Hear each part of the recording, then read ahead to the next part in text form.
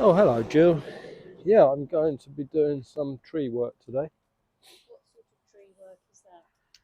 Well, some have got to be trimmed back, and some of the small ones taken out so that the others can grow in and do better, basically. Okay. So I'm just getting my saw prepared. Sword.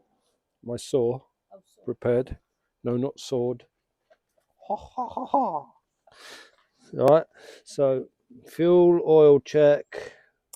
Tighten the blade up. I'm just going to give it a little sharpen now. Always a little and often on the sharpening, and that keeps it cutting well. Okay. We'll come back later and see how you get on. Okay.